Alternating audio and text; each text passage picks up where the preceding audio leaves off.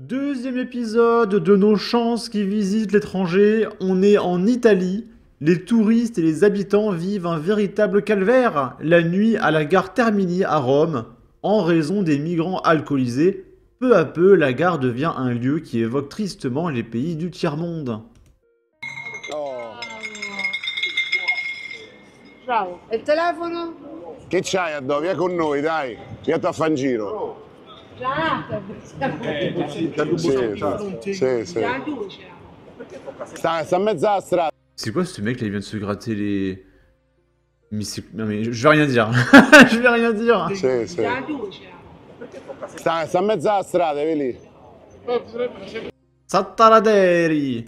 Bon, j'ai pas l'air de gros mots, il faut pas faire d'amalgame, d'accord? Mais voilà, on a un mec qui se gratte les trucs pendant qu'il fume un vélo. Voilà, le classique. Le classique, c'est le minimum syndical. Là, on est encore en Italie. Un faux demandeur d'asile africain a semé le chaos à Gênes en détruisant pas moins de 20 voitures à coups de barres de fer sans motif pour le plaisir de vandaliser. Voilà, il fallait se défouler. Alors que les habitants excédés tentaient de l'arrêter, la police est intervenue pour le protéger. Parce que les gens allaient le taper, le pauvre. Évitant de justesse un lynchage. Ouf. Et donc c'est ce monsieur avec la barre de fer là.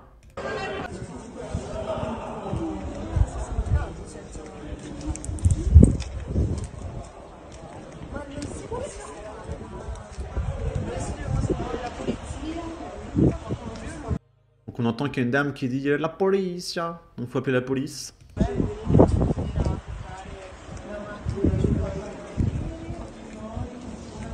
Bravo, facci il video. Tieni, Bravo, fa video. Francesca. Guarda, quei ragazzi lì comunque hanno proprio preso tutto, tutta la scena. Perché ero dalla finestra e li vedevo.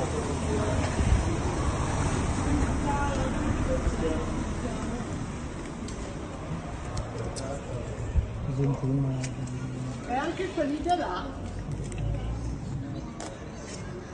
Questa. Je rappelle que le mec a fait ça gratuitement. Juste pour se défouler, hein.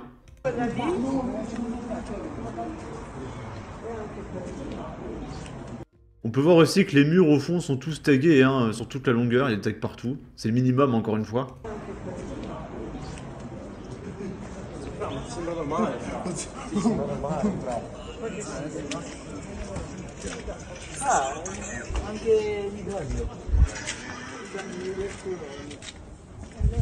C'est-à-dire qu'il y a des mecs qui ont utilisé de l'argent, genre du vrai argent, pour acheter une bombe de peinture et faire des A sur les murs. Voilà. Et après ils vont dire oui, on n'a pas d'argent, on veut plus de CAF. Ma tu che sei di faccio? Perché Jackson doveva fare come che stava isolando.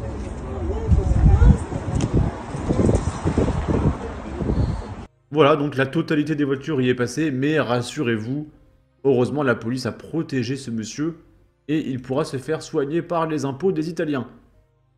Là on est encore en Italie, décidément, j'ai pas fait exprès. Un faux demandeur d'asile africain dépourvu de papier et connu pour de nombreux antécédents judiciaires, et toujours en liberté, a été impliqué dans une agression choquante que je peux pas vous montrer. Ça dure 44 secondes, et vous pouvez voir que le mec il a une barre de fer, et pendant 44 secondes il va défoncer la personne qui est à droite. Voilà, tout va bien. Il s'en est pris à un vieil homme, ainsi qu'à une dame handicapée en fauteuil roulant, suscitant l'indignation et relançant les débats sur la gestion des flux migratoires et la sécurité publique. Là, on est encore en Italie, j'ai pas fait exprès. Il y a que l'Italie en fait depuis tout à l'heure. Ok. Donc on est en Italie encore une fois, logé dans un centre d'accueil pour migrants arrivés en bateau, deux Algériens interpellés pour pointage devant une église et un vol violent. Tentative de vol, pointage et blessure, ce sont les accusations qui ont conduit à l'arrestation par la police de deux Algériens, âgés de 26 et 28 ans, demandeurs d'asile, qui le 11 novembre dernier avaient agressé une jeune fille devant l'église de Sant'Anna à Cagliari. Ivre, après une série de comportements et de harcèlements qui avaient semé la panique chez plusieurs adolescentes, ils seraient devenus les protagonistes d'une agression d'une jeune femme de 18 ans, intervenue au secours d'une amie molestée par les deux clandestins. L'homme de 28 ans avait frappé la jeune femme, tentant également de lui arracher un collier. Son comparse de 26 ans, profitant de la situation, lui avait touché un certain organe. Les enquêteurs de la Flying Squad, également grâce à la description des victimes qui avaient courageusement décrit avec lucidité les moments agités de l'attaque, et aux témoignages d'autres jeunes qui avaient été témoins des événements, ont recueilli de sérieux indices de culpabilité envers les deux sujets. Et du coup, ils ont pu les arrêter. L'homme de 26 ans, retrouvé rapidement, a été arrêté et transféré à la prison d'Utah, payé par les impôts des Italiens, tandis que l'homme de 28 ans, resté entre-temps introuvable, a été soumis à la mesure de garde à vue prononcée par le juge d'instruction de Cagliari à la demande du parquet de la République, après avoir été capturé à Trinita d'Agultu dans un centre d'accueil. Ok. Là, on est à Paris. Il y a deux touristes suisses qui ont eu la merveilleuse idée de visiter cette magnifique ville qu'est Paris. Et ces touristes de 17 et 18 ans se sont fait séquestrer, pointer, et elles ont été revendues à un proxénète pendant une semaine. C'est les vacances en France, c'est merveilleux. Les victimes ont été recueillies par les policiers vendredi soir dans une rue du 17e arrondissement de Paris. Leur séjour aurait viré au cauchemar après qu'elles se soient rendues au domicile d'une connaissance. Sordide affaire dans les beaux quartiers. Tout commence vers 22h50 quand les forces de l'ordre sont appelées dans la rue de Villiers. Les policiers recueillent les deux jeunes filles qui leur racontent leur calvaire pendant une semaine. Elles sont auditionnées par l'officier de police judiciaire du commissariat et expliquent qu'elles sont arrivées de leur pays il y a une semaine, la Suisse, pour rejoindre le petit ami de la plus âgée. Aux policiers, elles disent s'être rendues au domicile de ce garçon pour y passer des vacances.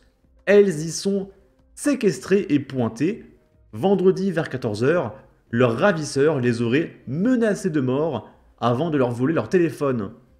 Puis l'individu les aurait forcées à rencontrer un inconnu à la gare de Lyon pour qu'elles vendent leur corps. Voilà, c'est des vacances en France. Et on va terminer avec ceci. Angleterre, Autriche, Serbie, un réseau de trafic d'êtres humains démantelé dans plusieurs pays d'Europe. Parce que vous allez voir que l'immigration, c'est un sacré business. Un important coup de filet. Dans un communiqué publié mercredi 20 novembre, l'Agence nationale d'application de la loi au Royaume-Uni a fait état d'une vingtaine d'interpellations à travers l'Europe dans le cadre d'une vaste enquête concernant un groupe criminel syrien lié au trafic d'êtres humains. En Angleterre, un ressortissant irakien, Hussam al-Ramli, âgé de 35 ans, a été appréhendé par les enquêteurs à son domicile, à proximité de la ville de Wolverhampton.